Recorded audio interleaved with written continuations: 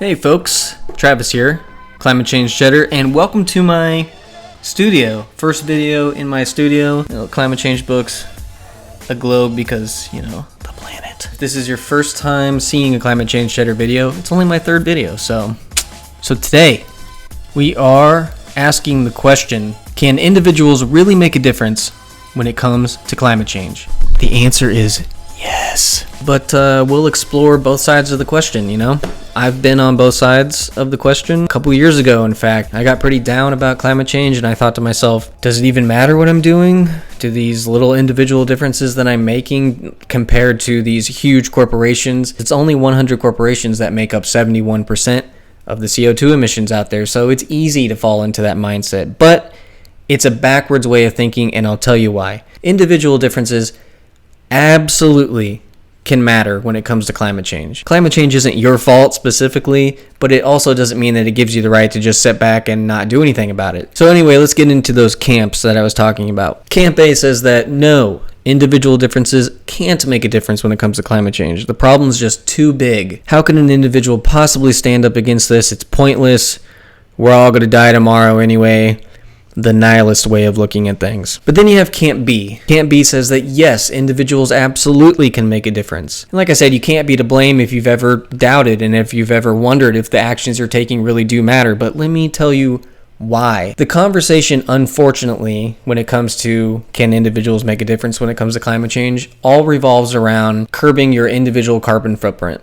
And so the people that say it doesn't matter are the people that are focusing solely on that. There's so much more than just your individual carbon footprint. The conversation shouldn't be about individual differences just when it comes to your carbon footprint. So there are 3 things that give individuals a huge amount of power. Those superpowers are purchasing power, voting, and the ripple effect. You can milk anything with ripples. Every time that you take a climate action, every time that you do something to curb your carbon footprint, it has a ripple effect. If you post about it on social media in a non-preachy, non-yelling way, that's what Climate Change Cheddar is all about. Don't preach, don't yell at people, don't tell them why they're so stupid and why they're so wrong. Tell them the things that they can do, bring some humor and some levity into it, and that's what gets people to make a change. The ripple effects that you can have when you, as an individual, takes a climate action is what changes the norm. The norm is to just continue to do what we've already been doing, and that's obviously not working. Your friends, your family, your coworkers, your neighbors, everybody sees what you're doing. It brings it up in a conversation. They can ask you, how did you do it? Is it hard? What can I do? It has a ripple effect. And then every time that one of those individuals makes a difference, that whole separate group of people that they have in their lives, they can ask the same questions to them. How did you do that? Is it easy? I want to start doing that. It spreads. It spreads like a virus. Bad example. It spreads like a wildfire. Another bad example. A recent study was done on the effects of individuals in flying. So half of the respondents who knew someone who had given up flying because of climate change said that they themselves fly less because of the example. Furthermore, around 3/4 said that it changed their attitudes towards flying and climate change in some way. Only 7% of the respondents said that it didn't have any effect on them at all. 93% versus less than 10. So every time that you take an action, it's not just, like I said, for your own personal carbon footprint. It's the ripple effect, and it's huge. Other research shows that climate scientists are viewed as much more credible when they themselves take individual action on climate change. I mean, yeah, you got to practice what you preach, right? If you're a leading climate scientist and you know more about this than anybody and you're not doing individual actions to help the problem, then you're probably a weird person, and I hate you. I'm just kidding. I don't hate anybody. I hate a few people. What you do has an effect on others, and what they do has an effect on others, and so on and so forth. Superpower number 2, and that is purchasing power. So when we decide to start caring and start researching about the types of products that we buy and the brands that we follow, when we choose to buy carbon neutral or eco-friendly products, we're directly flying in the face of the norm and of these big oil companies, and it does make a big difference. Companies like BP have even started divesting from oil.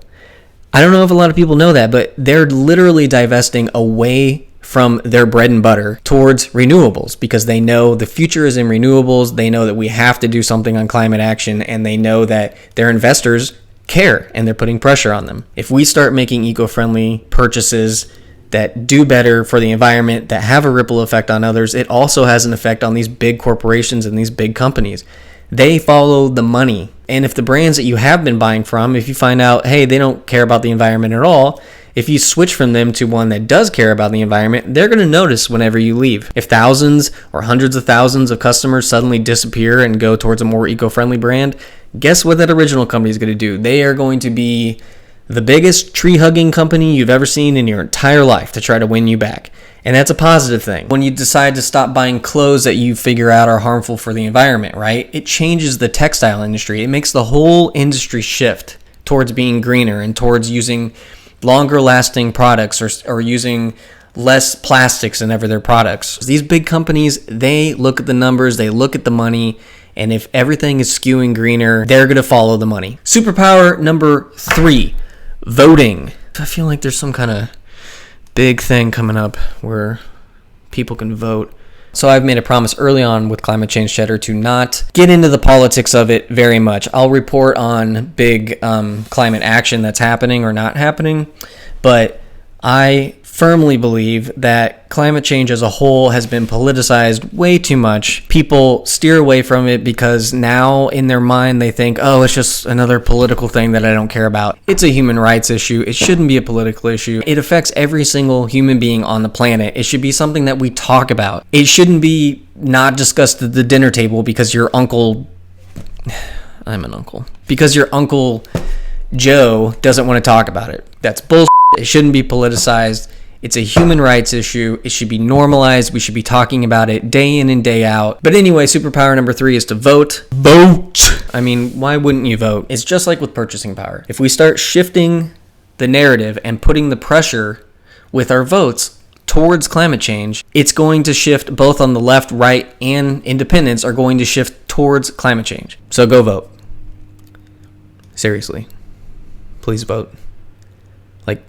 Do it right now. Recapping, the 3 superpowers that you have as an individual are the ripple effect, purchasing power, and voting. So the next time someone tells you your individual differences don't matter when it comes to climate change, slap them across the face, kick dirt in their face. I'm just kidding, don't do that. But the next time that somebody tells you the individual differences don't matter, tell them about those 3 things we just talked about. Try to bring some humor to the issue. So in the description, I'm going to put 10 easy ways that you can start lowering your carbon footprint today. Here's a suggestion. Follow at least a couple of those and then make a post about it. Put it out there and make it funny. I guarantee you will have people asking you, oh, was it easy to do that? Or how did you do that? Or where did you buy that from? Or whatever. It'll have a ripple effect.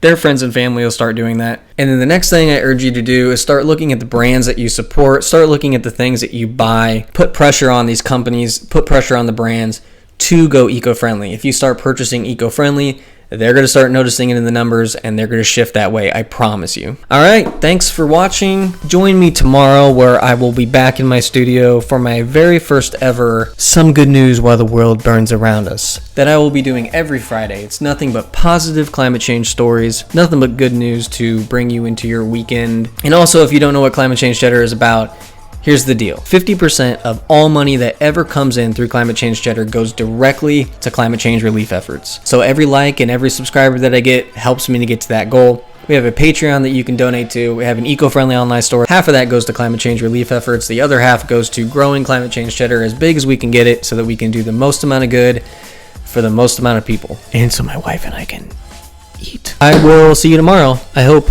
or you'll see me. I probably won't see you. Or will I? All right, see ya.